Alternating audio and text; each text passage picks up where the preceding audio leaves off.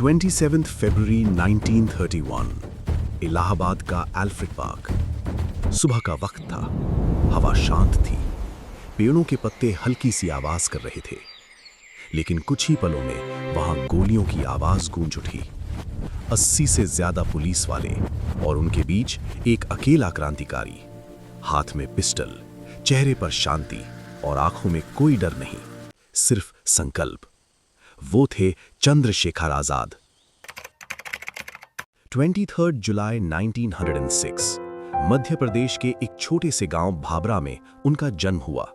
उनके पिताजी पंडित सीताराम तिवारी एक अनुशासन प्रिय, सिद्धांतों पर चलने वाले व्यक्ति थे। माता जगरानी देवी चाहती थीं कि बेटा बड़ा होकर संस्कृत का विद्वान बने, लेकिन बचपन से ही उनमें अलग सा जुनून था। जंगल में बच्चों के साथ तीर चलाते हुए उन्होंने परफेक्ट एम सीख लिया था। वो बचपन से ही निडर थे, जिद्दी थे और अन्याय बिल्कुल बर्दाश्त नहीं करते थे। उन्होंने कुछ ही सालों में घर छोड़ दिया, मुंबई में मजदूरी की, फिर संस्कृत पढ़ने बनारस गए। पर देश का माहौल बदल रहा था, चारों ओर क्रांति की आग जल रही थी। 1919 जलियांवाला बाग हत्याकांड ने देश को हिला दिया था और उस एक घटना ने एक छोटे से लड़के के मन में क्रांति की आग लगा दी। 1920 में जब असहयोग आंदोलन शुरू हुआ, वो भी इस आंदोलन में शामिल हो गए।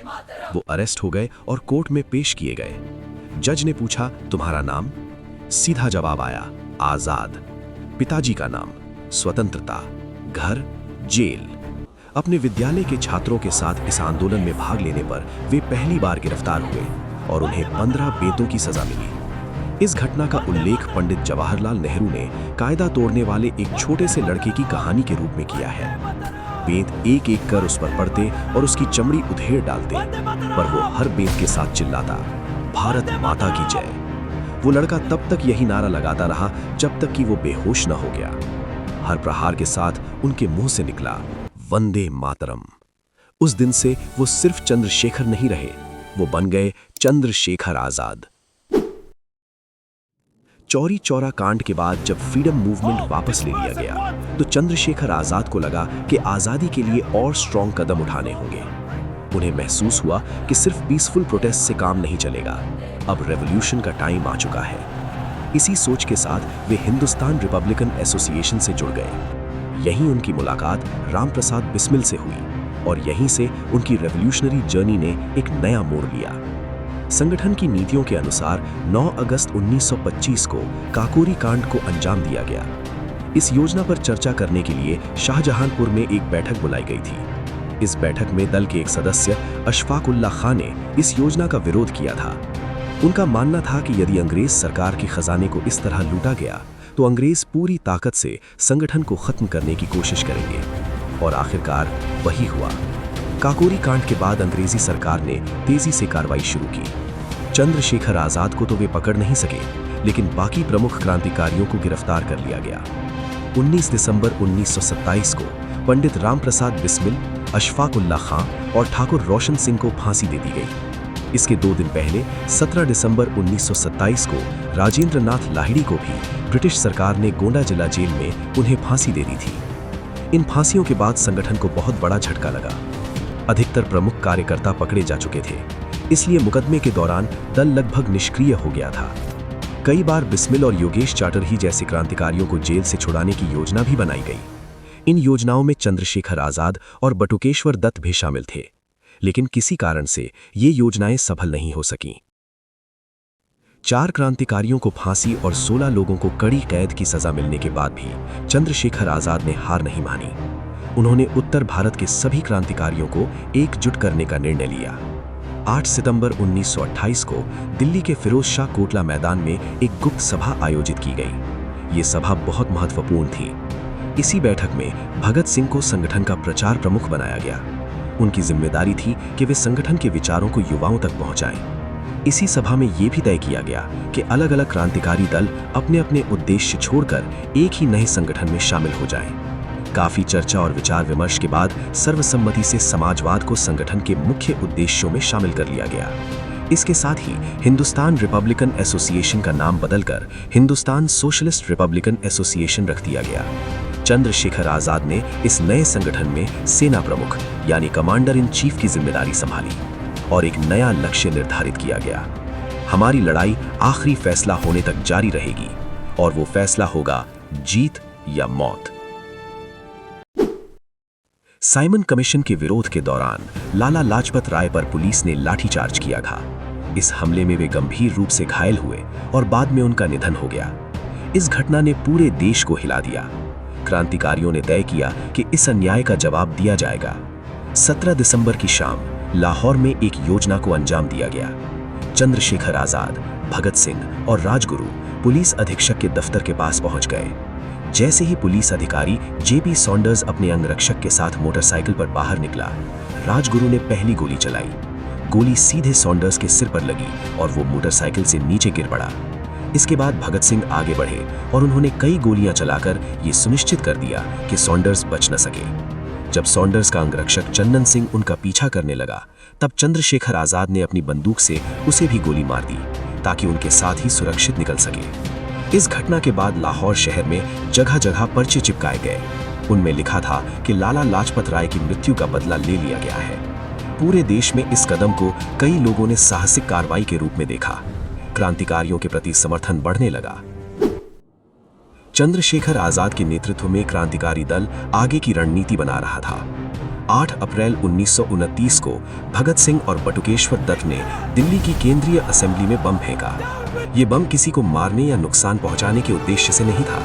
इसे जानबूझकर ऐसी जगह फेंका गया जहां किसी की जान न जाए। इसका उद्देश्य था अंग्रेज सरकार द्वारा बनाए जा रहे कड़े और दमनकारी कानूनों का विरोध करना। विस्फोट के बाद भगत सिंह और बटुकेश्वर दत्त भागे नहीं, उन्होंने खुद को गिरफ्तार करवा लिया।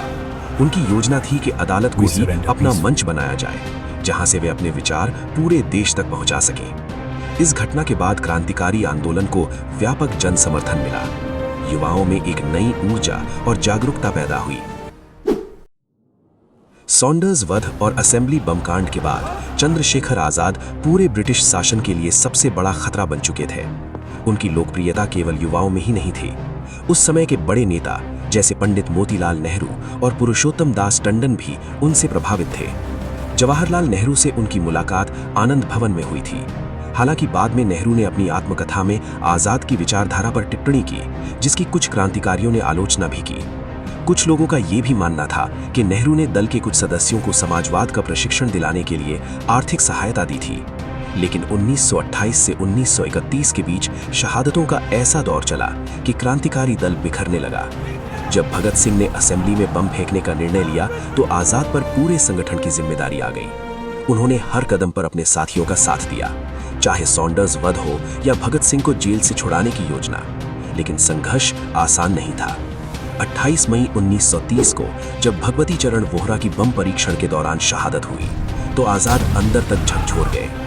यहीं से भगत सिंह को छुड़ाने की योजना भी कमजोर पड़ गई। जब भगत सिंह, सुखदेव और राजगुरु की फांसी रोकने का प्रयास किया गया तो दुर्गा भाभी को महात्मा गांधी के पास भेजा गया, लेकिन वहां से कोई ठोस आश्वासन नहीं मिला। अब आजाद अकेले थे, लेकिन टूटे नहीं थे। उन्होंने झांसी और कानपुर को अपना गुप्त अड्डा बनाया। झांसी में उनके साथ थे मास्टर रुद्र नारायण, सदाशिव मालकपुरकर, विश्वनाथ वैशंपायन। कानपुर में पंडित शालिग्राम शुक्ल उनके विश्वसनीय साथी थे। 1 दिसंबर 1930 को जब शालिग्राम शुक्ल आजाद से मिलने जा रहे थे, पुलिस ने उन्हें शहीद कर दिया।